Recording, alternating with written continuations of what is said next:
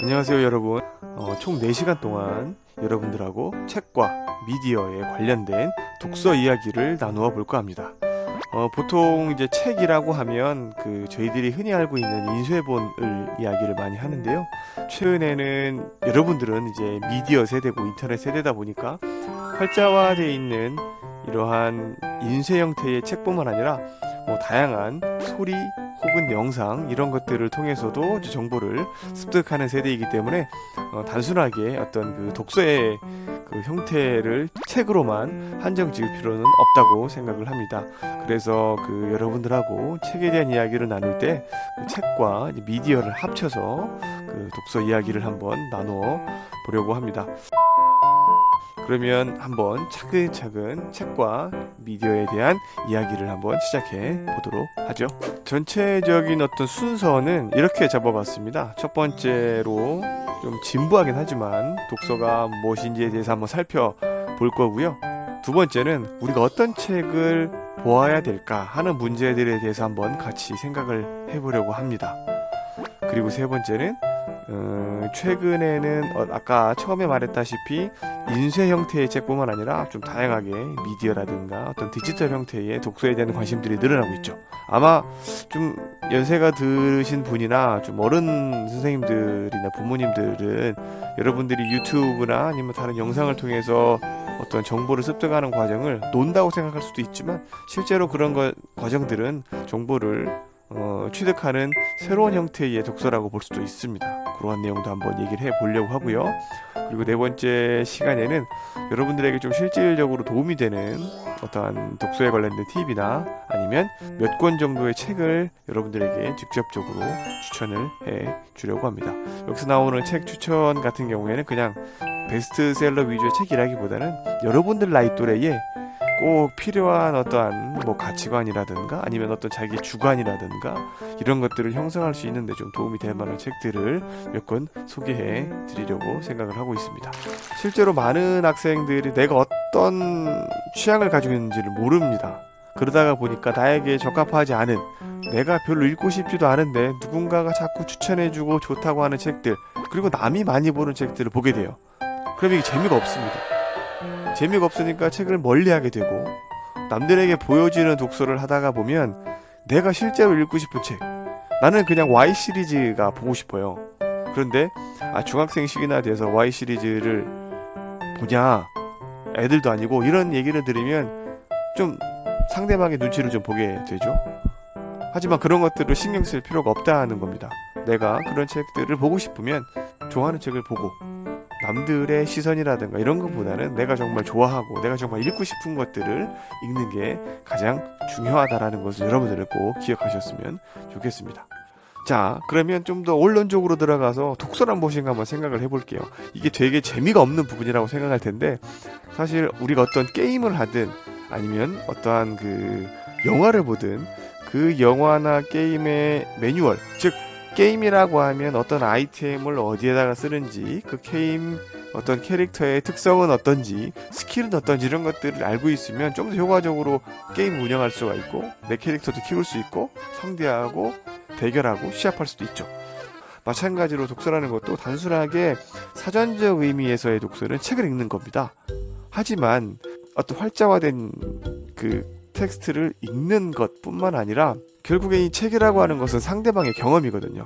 상대방의 경험에 대한 내용을 사실과 의견으로 구별을 해서 그런 것들을 타인에게 전달하기 위해서 쓴 게 책이기 때문에, 이 책이라고 하는 내용들을 어쨌든 내가 받아들이고 생각하는 주체는 나입니다. 그러니까 내가 얼마큼 경험하고 내가 얼마큼 생각하고 내가 얼마큼 판단할 수 있는지가 그 책을 내가 얼마큼 받아들일 수 있는지에 대한 척도가 된다는 거죠.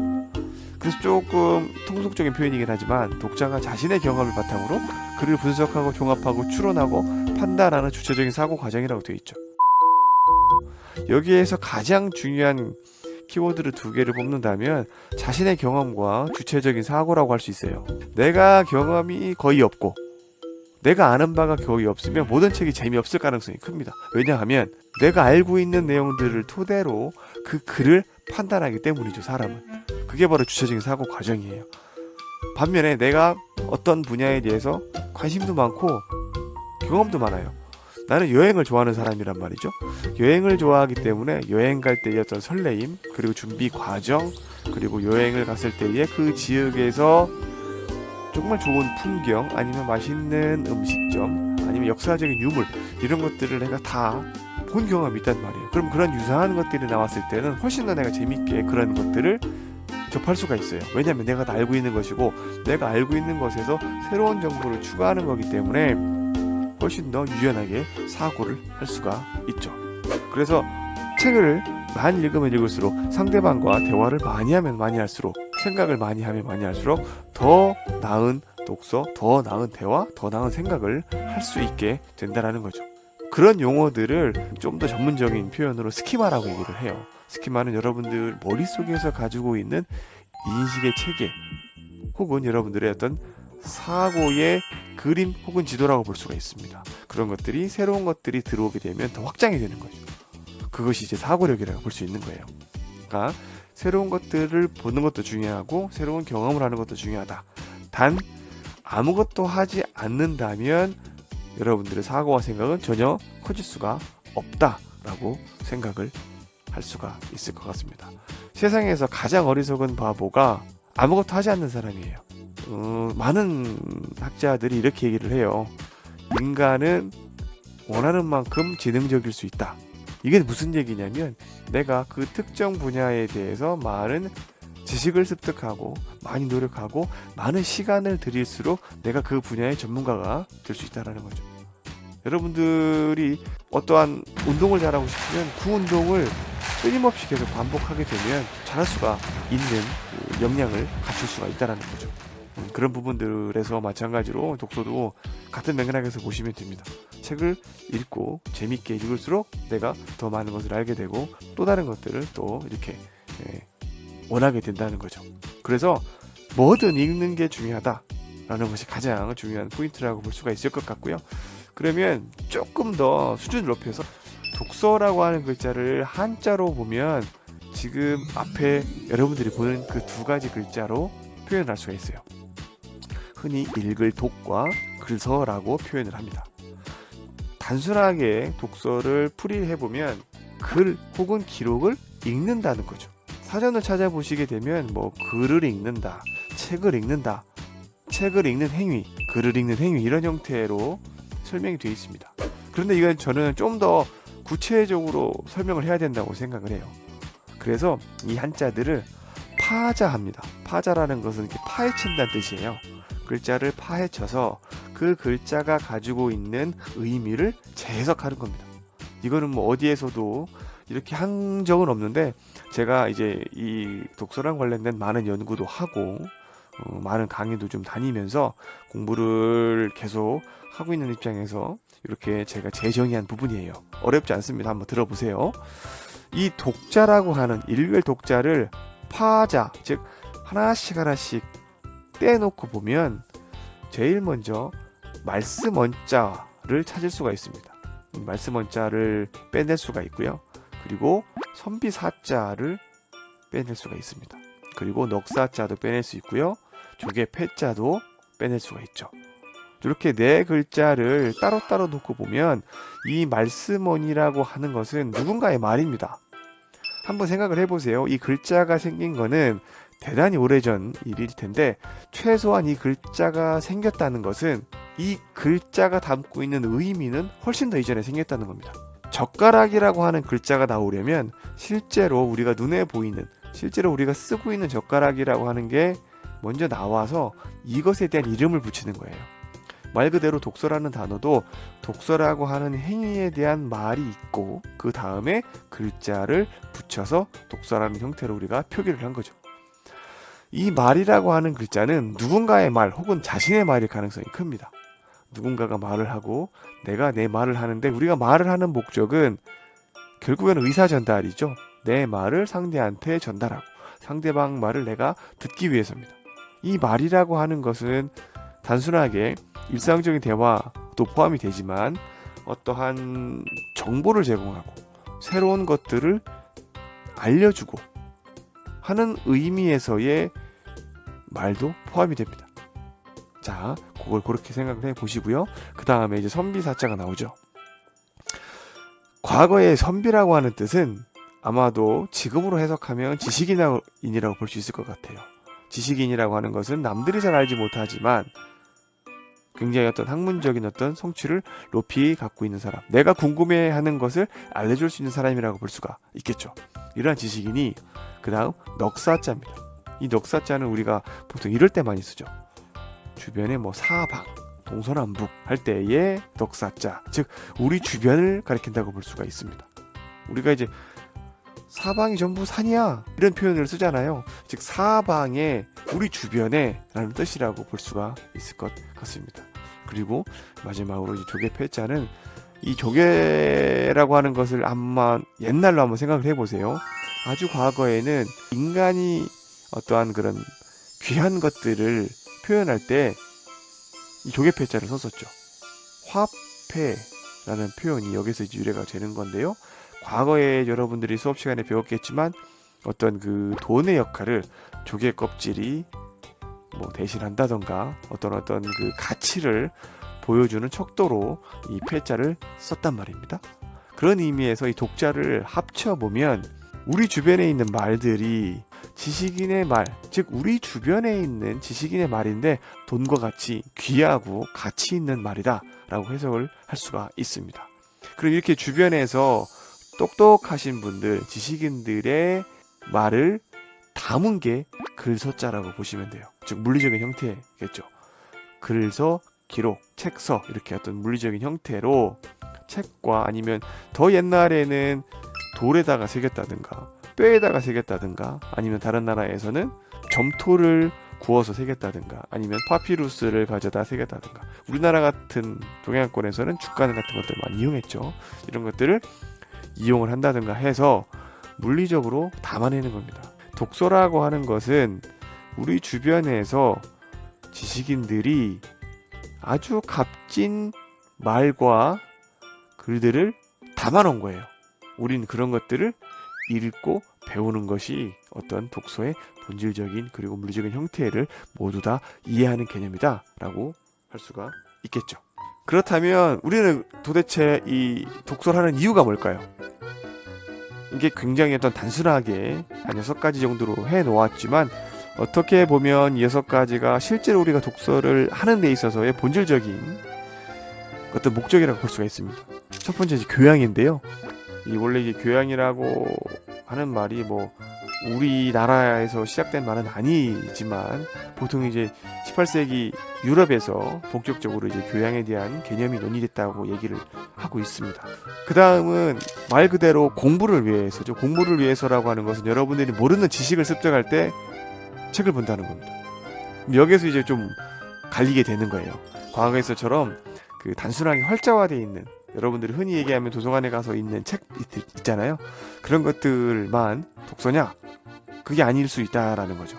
여러분들이 어떤 그 새로운 정보를 얻어서 공부를 하고 싶다, 연구를 하고 싶다고 한다면 유튜브를 볼 수도 있는 겁니다. 유튜브에서 어떤 정보를 얻게 되면 그런 것들도 마찬가지로 독서행위라고 볼 수 있는 거고요. 그런 어떤 독서를 통해서 여러분들이 어떤 공부를 위한 다양한 정보들을 습득하게 된다면 그것도 의미 있는 독서의 한 목적이 될 수 있다는 거죠. 그리고 세 번째가 생활정보와 수단을 얻는 겁니다. 이게 뭐 말 그대로 깊이 있는 어떠한 이론에 기반한 정보를 얻는 건 아니지만 주변에서 어떠한 뭐 맛집을 찾는단 말이에요. 우리 동네에서 뭐 신발을 잘 수리하는 곳을 찾고 싶다. 뭐 이런 것들을 이용할 때도 우리가 책을 본단 말이에요. 그러니까 아주 옛날에는 그런 것들을 다 담아놓은 책도 있었고 다양한 생활 정보들을 제공해주는 인쇄화되어 있는 어떤 그런 텍스트들이 많았는데 최근에는 전부 다 이제 이런 것들이 웹으로 들어가서 인터넷으로 들어가서 거기에서 이제 우리가 어떤 정보들을 단편적인 정보이긴 하지만 얻게 되죠. 여러분들이 변기를 쓰다가 변기가 막혔어요. 그럼 변기를 뚫기 위해서 새로운 정보가 필요하죠. 그럴 때 인터넷을 통해서 변기 뚫는 법 이런 것들을 배울 수가 있다라는 거죠. 그런 것들도 이제 독서의 큰 하나의 목적이 될 수 있다라고 생각할 수가 있습니다. 네 번째는 즐거움입니다. 예, 여러분들이 이제 뭐 심심할 때 아니면 시간이 어떤 좀 여유가 있을 때 웹소설도 보고 웹툰도 보고 하잖아요. 이런 것들이 이제 그런 어떠한 책을 읽음으로 해서 즐거움을 느끼고 내가 재밌어하는 부분, 흥미있어하는 부분들을 더 증진시킬 수 있는 부분이 된다라는 거죠. 내가 요리에 관심이 상당히 많아요. 그러면 요리에 관련된 것들이 뭐 요리책이나 좀 더 어려운 것들을 또 볼 수 있겠지만 뭐 식객이라고 하는 책을 보게 되면 그 안에 다양한 어떤 식재료에 대한 정보 그리고 요리의 어떤 방법에 대한 정보들을 제공하고 있죠. 그런 것들을 통해서 뭐 정보도 얻게 되지만 그 자체가 즐겁단 말이에요. 그럼 그것도 의미 있는 독서의 목적이 될 수 있다라는 거죠. 네, 다섯 번째는 사고 능력입니다. 어떻게 보면 가장 독서의 목적의 궁극적인 형태라고도 볼 수 있는데요. 아까 처음에 제가 말씀드렸다시피 새로운 것을 계속 알게 된다라는 건 내가 그만큼 무언가를 알고 있다라는 거고 그러한 것들에 대한 확장을 위해서 독서가 필요한 겁니다. 내가 교양이라고 하는 것들에 대해서 알게 됐어요. 근데 교양이라고 하는 게 얼마나 중요한지 더 많은 정보를 습득을 하게 된단 말이에요. 애초에 교양이라는 것들을 모르게 되면 교양의 개념을 모르게 되면 관련된 내용이나 지식을 얻고 싶어 하지 않죠. 모르니까. 내가 요리를 정말 좋아한단 말이에요. 요리를 좋아해서 뭐 식객이라는 책을 봤더니 재미가 있어요. 그런데 이거 가지고는 좀 부족해. 그래서 역사책, 우리나라의 음식을 다룬 역사책을 한번 보고 싶어요. 그럼 이제 누가 쓴 책, 또 누가 쓴 책 이런 것들을 가져다가 점점 보게 되면서 이러한 음식들이 이러한 내용들을 담고 있구나. 예를 들면 우리가 흔히 먹는 곰탕. 여러분들 곰탕과 설렁탕의 차이가 뭔지 아세요? 곰탕과 설렁탕의 차이. 아마 이거 많이 아시는 분들이 없을 거예요. 이 곰탕과 설렁탕의 차이는 여러분들이 이제 먹어본 적은 있겠지만 곰탕은 국물이 뽀얗죠. 맑아요. 반면에 설렁탕은 좀 탁합니다. 마치 우유를 탄 것처럼. 그 이유는 뭐냐면 곰탕은 고기로, 살코기로만 국물을 낸 거고요. 설렁탕은 잡고기와 뼈를 가지고 국물을 냅니다. 그렇기 때문에 국물의 색깔이 다른 거거든요. 그러면 내가 요리에 관심이 많으면 이게 궁금하단 말이에요. 엄마가 끓여주신 거 혹은 아빠가 요리해주신 것들을 먹다가 보니까 그냥 생각 없이 먹었는데 왜 국물의 색깔이 다르고 왜 맛이 다르지? 그러면 그게 시작이 돼서 또 다른 정보들을 찾아가고 그로 인해서 더 많은 생각을 하게 된다라는 거예요. 그게 바로 이제 독서가 갖고 있는 진정한 어떤 목적이라고 볼 수가 있겠죠. 그게 사고 능력입니다.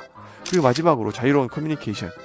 내가 상대방과 어떠한 내용에 대해서 이야기를 할 때는 결국엔 어떤 지식에 근거해서 대화가 이루어진단 말이에요. 우리가 일단 일상적인 대화를 할 때도 마찬가지고 조금 더 학문적인 대화 아니면 여러분들이 어떤 그 학업과 관련된 아니면 과제와 관련된 이런 대화를 할 때도 결국에는 어떤 지식이 없게 되면 여러분들이 좀 더 발전된 형태의 의사표현을 못한단 말이에요. 그럴 때 마찬가지로 이러한 어떤 책을 통해서 여러분들의 어떤 다양한 정보가 들어오게 되면 그런 것들을 여러 형태의 말과 글로 표현할 수가 있다라는 거죠.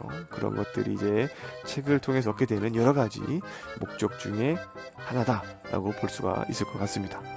물론 지금까지 제시한 이러한 6가지 정도의 독서의 목적은 아주 일부분에 불과할 뿐입니다. 또한 이 목적 자체를 두지 않는 독서도 사실 의미가 있어요.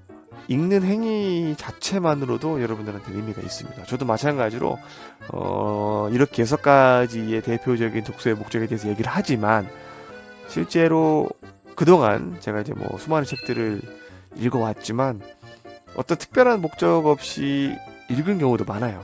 그러다가 보면 또 다른 어떤 그 책을 읽는 또 이유가 스스로가 생기고 그 이유가 또 다른 이유에 또 이유가 되고 하기 때문에 여기서 제가 제시한 것들은 결과적인 목적이라고 보시면 됩니다. 책을 읽어왔던 수많은 지식인들이 내가 왜 책을 읽는지를 돌이켜 생각해 봤더니 이러한 대표적인 6가지 이유들을 찾을 수가 있었다 라고 보시는 거예요. 그럼 여러분들은 거꾸로죠. 이러한 목적을 가지고 책을 접고 나면 좀 재미가 없을 수 있어요. 그러니까 됐다. 그래 이런 게 있을 수가 있어. 하지만 나는 그냥 책을 읽을래. 내가 좋아하는 걸 읽을래. 내가 궁금한 걸 읽을래. 라고 생각을 하시면 됩니다. 그리고 읽다가 보면 내가 이러한 책들을 읽음으로 해서 내 교양이 높아졌구나. 그리고 내가 이런 책들을 읽다가 보니까 더 깊이 생각할 수도 있고 또 다른 무언가를 찾아낼 수도 있겠구나. 그러다 보니 내가 또래과 좀 더 자유로운 대화가 가능하구나. 이런 과정들을 경험할 수가 있다라는 거죠. 그 상태가 되면 아마 이런 내용들이 이해가 갈 거예요. 이래서 책을 읽으라고 한 거구나. 단 이것의 기본적인 시작은 여러분들이 책에 대한 흥미가 있어야 됩니다. 책에 대한 흥미가 없다면 지금 제가 말씀드린 내용들은 아무런 의미가 없어요. 그렇다면 책에 대한 흥미는 어떻게 생기느냐? 바로 책을 읽는 데서부터 시작이 됩니다. 어떠한 행동이든 하지 않으면 그 행동의 동기는 유발되지 않아요. 여러분들이 책을 읽는다는 것은 굉장히 고차원적인 사고가 동반되기 때문에 읽고 싶은 책을 수준에 상관없이 만화책도 상관없고요. 그림책도 상관이 없습니다. 많이 반복해서 읽다가 보면 그 안에서 여러분들의 사고가 확장이 되고 그걸 가지고 씨앗이 되는 거예요. 씨앗이 처음엔 작지만 심으면 더 많은 싹을 통해서 줄기도 생기고 잎도 생기고 결국은 열매도 열리게 되죠. 마찬가지입니다. 여러분들에게 지금 중요한 것은 아주 작은 씨앗이고요. 그 씨앗은 여러분들이 책을 집어드는 그러한 첫 출발이 가장 큰 시작점이 아닐까 생각을 하게 됩니다. 첫 시간이라서 제가 조금 이런저런 얘기들을 많이 했는데요. 아마 이론적인 내용들보다는 여러분들이 책을 읽는 행위에 대한 어떤 동기 유발이 전 가장 중요하다라고 생각을 합니다. 백날 주변에서 이제 책을 읽어라. 책 왜 읽어야 돼요? 야, 책을 읽으면 좋아. 그냥 읽어. 이게 아니라 여러분들보다 인생의 선배로서 저 같은 사람에게 여러분들이 책을 어떤 읽는 데 있어서 어떤 중요성을 듣는 것도 좀 좋은 경험이 될 거라고 생각을 해서 제 말씀을 좀 많이 드렸고요. 이제 다음 시간에는 독서의 다양한 어떤 기술적인 방법에 대해서 한번 살펴보도록 하겠습니다. 첫 시간 여러분들 만나서 즐거웠고요. 다음 두 번째 시간에 만나도록 하겠습니다.